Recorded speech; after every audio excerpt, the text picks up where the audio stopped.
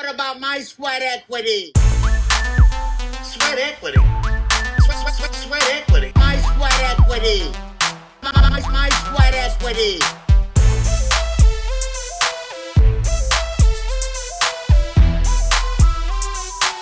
Sweat equity. What about my sweat equity?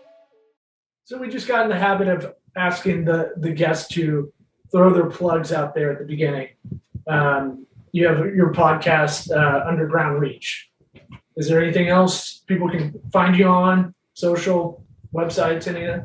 Yeah, man. I mean, really the only thing I like to plug is my podcast because I'm not really big on social media, you know what I mean? But the one that I would say I do, try to regularly post on is Instagram. That's at TJ Bradfield. Okay. And so you've got an interesting story. I guess a drug addicted alcoholic, to kind of self-improvement business kind of advisor. What would you call yourself? Well, actually, right now I'm actually working with people to help them with their podcasts and stuff like that, to help them grow them, launch them, stuff like that. Yeah, that's pretty much all I'm doing. My podcast, though, is all about just kind of sharing my experience in helping my audience, smash any limiting beliefs that they may have and stuff like that, so they can get out of their comfort zone and get out there and go and find what it is they want to do with their life, And so you felt like you have kind of a good perspective on this, going from it sounds like the lowest of low to figuring it out. Yeah. Can you tell us about that? Yeah, man. So I had my first drink, when I was like 12 years old. And from there, it was pretty much just downhill. You know what I mean? I fell in love with it immediately, unfortunately. And 15, I started drinking more, frequently. It was like every weekend kind of a thing. And then it was whenever I had the money. And then it was, if I had the money, it was every day. You know what I mean? And then that eventually led into, hard drugs and stuff like that. Just hanging around with the wrong people, eventually got into street gangs at one point. And then I, had the blessing of meeting, who is now still my life partner back when we met when I was 15, but didn't officially get together till we were 18. And she took me away from all of that. And long story short, I got clean eventually after going to jail for 3 months and missing the birth of my daughter. And yeah, man. So You didn't miss much. It's not that exciting. It is kind of Pretty boring. gross. It's kind of No, boring. you can't. Yeah. It's a lot of waiting around. Yeah. And you can't really do anything as a guy, and you feel helpless. So, just trying to play Mr. Brightside. Sure. Wait, I don't want to just skim over that whole timeline from 12 years old to where were we at in your timeline? 18 is when I, got away from the drugs and the alcohol and stuff like that. So I moved to my old lady's hometown, which was about 6 hours away from where I was living at the time.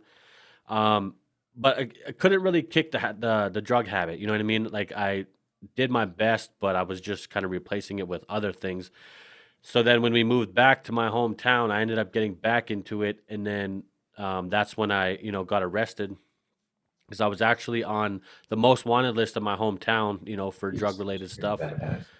And landed myself in jail just for like 3 months. It was nothing crazy. I was fortunate enough to not, like some people landed myself in prison or anything like that.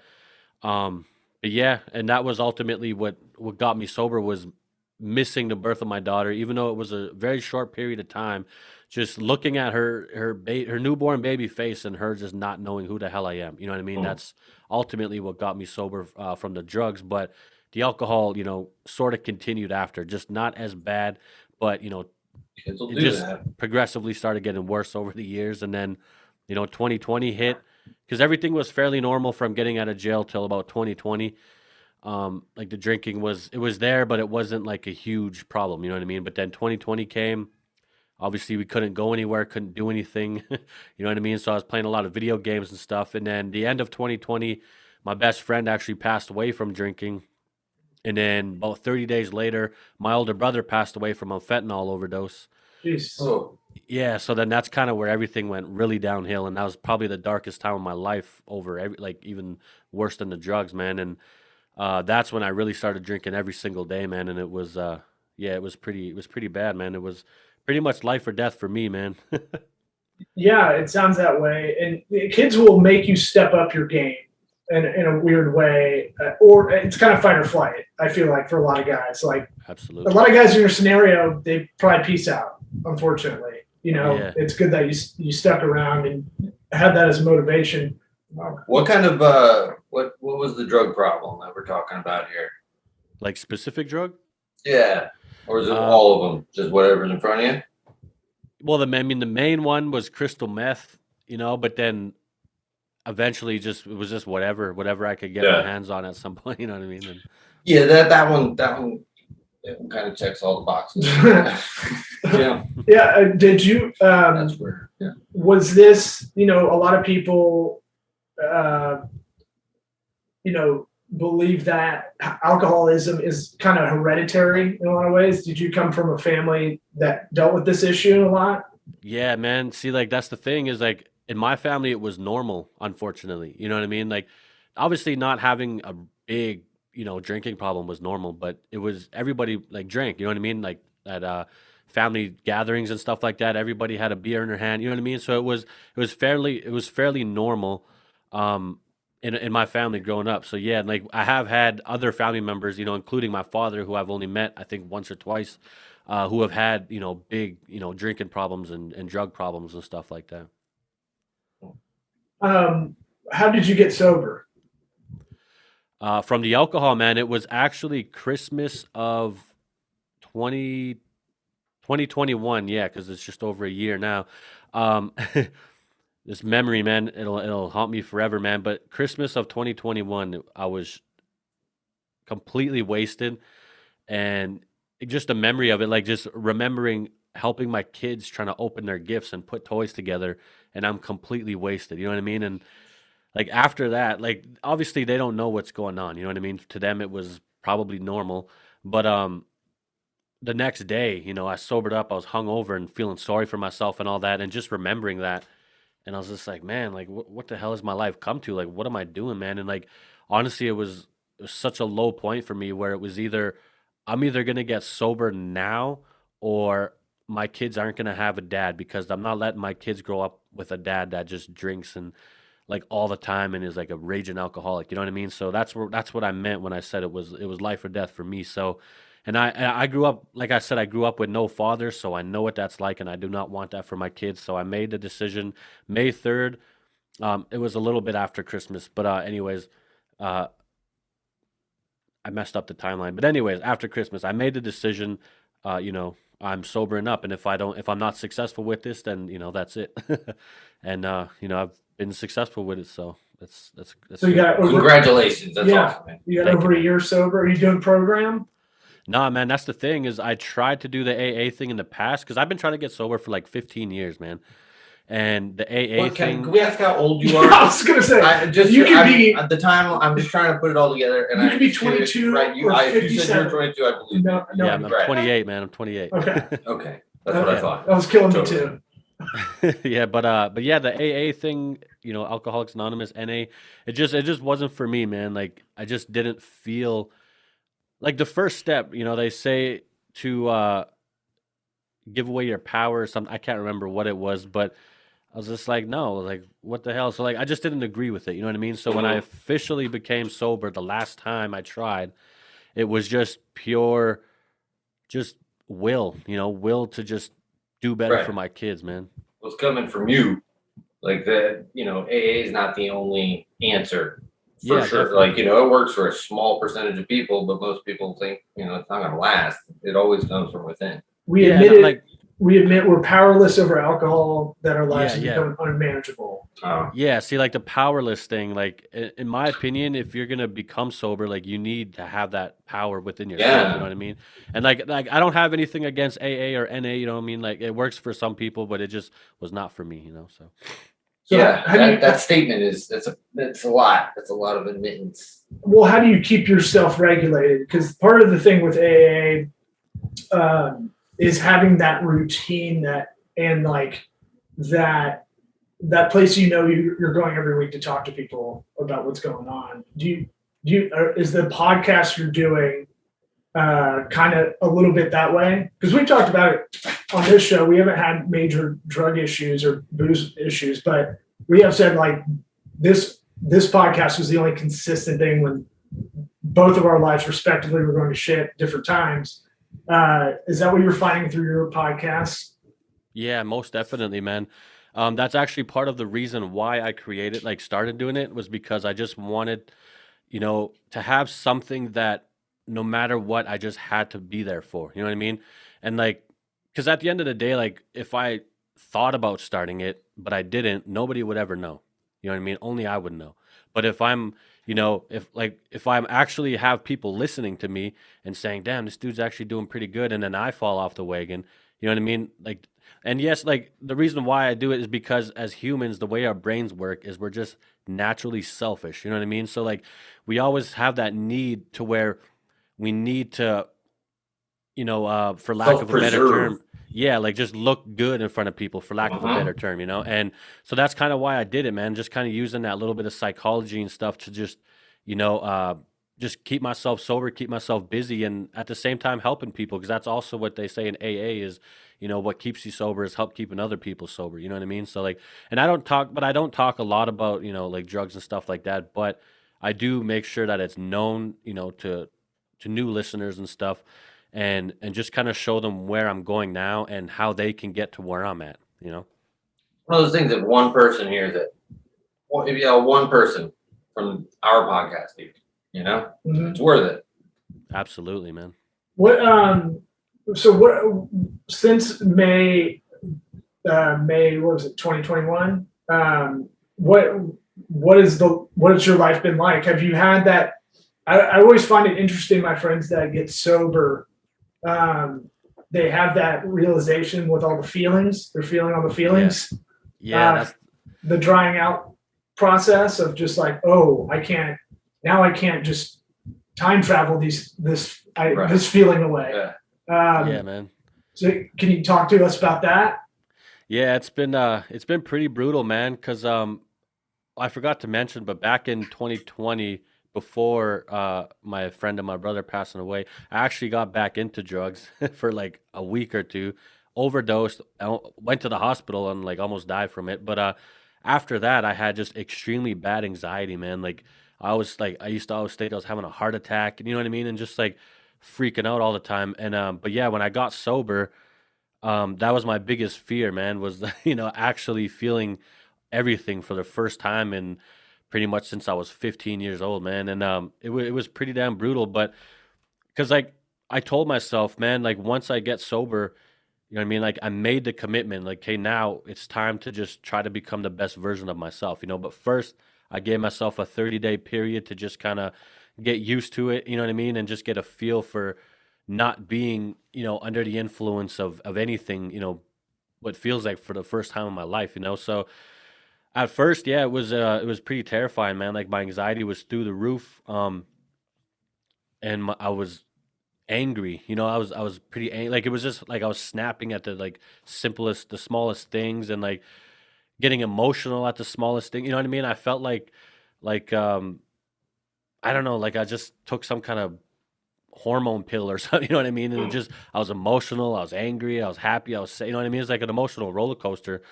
But eventually I kind of got used to it, man. And then I just started like, I wanted to start working out and going to the gym and all that. But when I tried that in the past, but because I'm so, overweight or whatever, I need to start smaller because my feet were like so bad I could barely walk. So I just go for walks every day, man, 45 minutes first thing in the morning.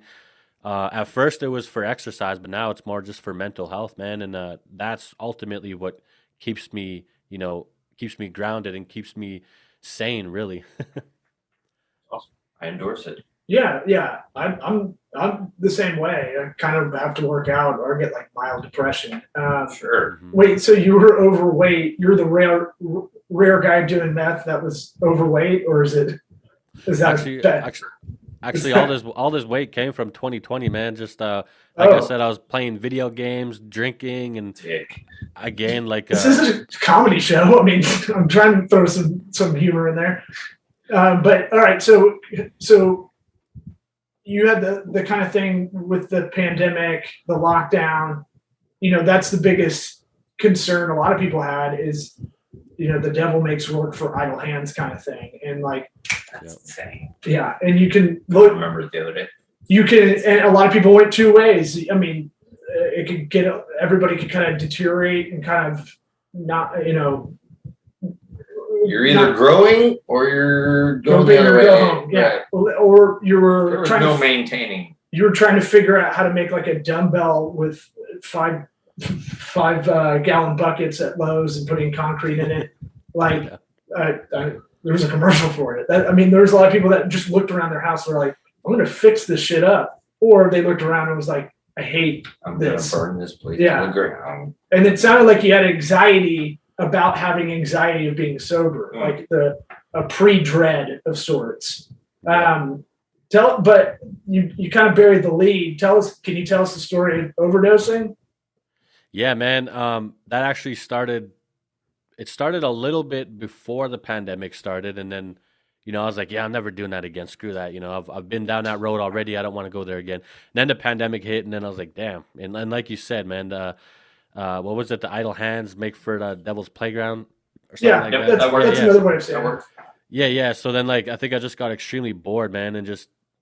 I live in a new city now, man, and I don't know anybody here, but there was one person here from my past who was around for a little while and started doing it again with him. And plus I was drinking too, man. And like when I used to drink back then, like I would just get so depressed, like for no reason.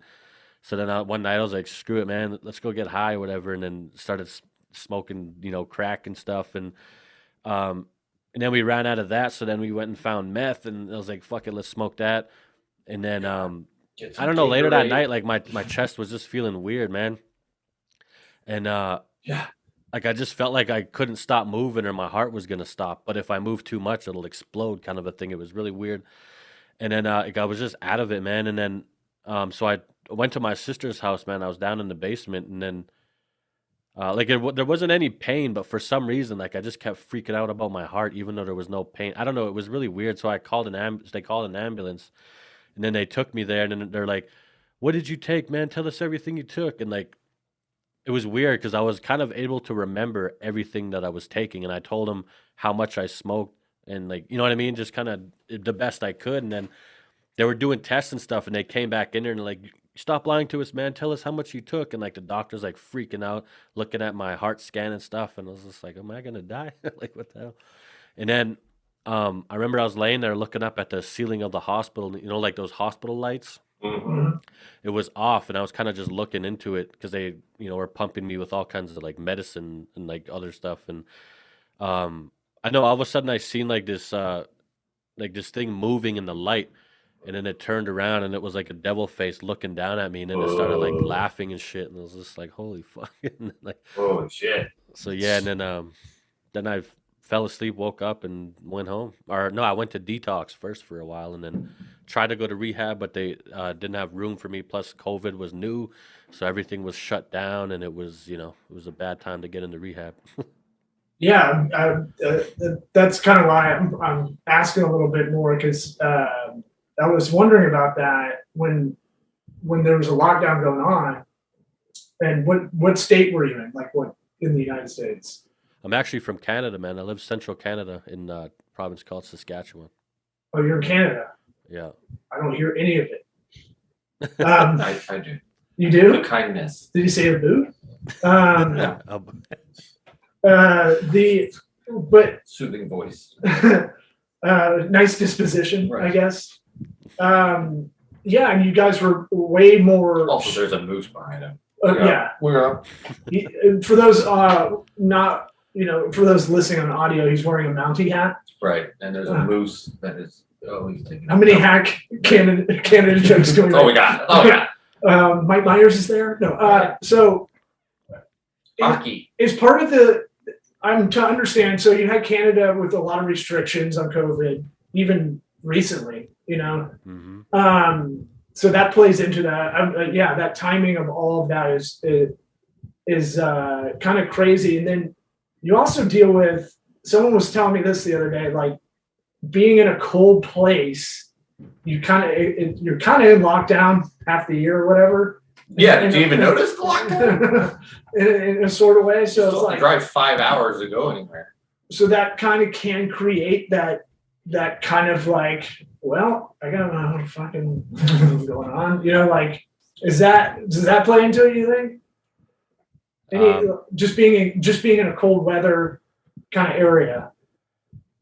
Yeah, You know? man. Yeah, because like, I mean, you can't really go anywhere. You know what I mean? Like, especially in the winter, like there's like 4 feet of snow right outside my door. You know what I mean? So like, yeah, man. I mean, unless I was going to a liquor store or something like that, I would probably make it. You know, but yeah, it's pretty brutal over here, especially with the restrictions, and you know, we're still kind of facing restrictions to this day a little bit, not as much, but yeah, it's kind of screwed over here. So how remote are you? I'm thinking about access to drugs in Canada. I would imagine is hard. Yeah, no, I'm in a fairly big city, so okay. It's not too hard. There's a couple dealers down the road for me still, but All right. yeah. I picture everybody in a log cabin 5 miles away from each other. I don't know. He's not in the Yukon.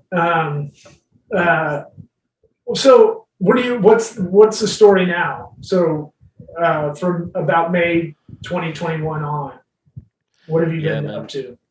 Yeah, now I'm just working on, you know, getting the best guests I can for my podcast and stuff like that. I'm kind of trying to get away from the podcast coaching a little bit, because I'm going to be launching a company here pretty quick. I can't really say anything yet because I got to finalize some stuff with some partners. But yeah, so I'm going to be, you know, focusing on running my podcast and running my company, man, and just try to, at the same time, be the best version of myself that I can, man. That's the mission for now. Yeah, you can be, as like Eric was saying, you can be instrumental. You don't know if you're affecting one person or a bunch of people, but the thing that's cool about podcasting is, you know, the ones I listen to continually, and part of the long game of listening to a lot of them is what the host is doing with their life. Right, getting to know them personally in their own way. Like Bobby Lee's a comic that I follow, and he just relapsed, and he's talking about that whole episode and how that kind of ruined a lot of stuff going on for him and how it affected everybody around him and all that stuff. He's got crazy stories. Well, yeah, I mean, on drugs. Well, he was also like molested when he was like 12, and I think that set a different course. But it's still one of the funniest comics ever on stage. But it's one of those things where I think your podcast, it sounds like you're trying to reach out. I mean, you haven't asked this on, but no big deal. You know, it looks like you're trying to get a lot of like self-improvement people, marketing, entrepreneurship on the podcast. You know, that you could be a good kind of person to follow if someone is in your same position you were a few years ago. Yeah, that's the plan, man. Like, see, originally my podcast started because I didn't really think it through starting it. I was like, you know what, screw it, just start. You know, just jump off the cliff and grow. That's actually the way I endorse doing it. Yeah, and figure out after that. That's the way to do it. Yeah, for sure, man. So like now my main focus for guests is just anybody really who has a good story and either a type of business they teach my audience how to start, or just, you know, some tips they could give them to be, you know, the best version of themselves, or, you know, something along those lines, or just help them like smash limiting beliefs. That's the main, you know, idea for the show, man. What are some of the things you've learned from your guests? Oh man, I've learned a lot, man. My favorite one though is habit stacking, man, where you combine little tiny wins every single day. Like say, for example, you wake up in the morning, you make your bed. There's one win for the day. You know, just small incremental little steps that lead up to, you know, big change over time. Yeah, that one example actually is one I've been doing the last couple of years, and I've got little kids and they absorb that and they make their bed in the morning. And I've never asked them to really do it, but awesome. You forget it's a thing of like, not only is that a good way to get things going in the morning, but also like, oh yeah, these two things are little sponges that follow me around and see all my behavior, whether I realize it or not. Yep. And absolutely. so, you know, that motivation, like you were saying for your daughter, I'm sure works in that way. What other tips have you gotten from your show? Habit stacking. I haven't heard that term. Yeah, habit stacking. Man, there's lots. I kind of learned how basically to start all kinds of companies, man. Like I had a dude on there who started a company with $800, man.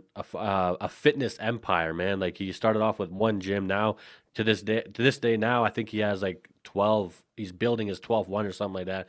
And he started away $800, and he kind of went through the whole process, like the legal stuff, because nobody, when they're teaching business, they never talk about the legal side of things, which for some reason I was interested in me because I want to learn how to make sure I paid them taxes, But well, you can listen to our previous episode that is not out yet, but just about that. Yeah, we just had Scott Reeb on literally talking about all that stuff and how entrepreneurs make mistakes that way. Yeah. So, all right. Well, we got one question for everybody that comes on the first time. What advice? I might change the number on this because we asked, what advice would you give your 13-year-old self? Yeah, maybe not. But I might go Not 11 actually. years old in your timeline. The earliest you can remember sober. You. What advice would you give your 11-year-old self? The advice I would give to my 11-year-old self is to not worry about what other people think of you. Don't try to fit in with people. Just focus on yourself. Get your damn schoolwork done. And just know that as long as you focus on yourself and set goals for yourself and achieve those goals, you'll be all right. That's what I would say. I mean, that's more or less It's a popular one. what we hear a lot of the It's a time. good one. Yeah, it's good. Yeah. Well, thanks for coming on. Appreciate it. Underground Reach podcast on everywhere you find podcasts. Yep. Thanks for coming on, DJ. Yeah, awesome. Thank you guys for the time, man. I appreciate it. Thank you. See ya. See ya.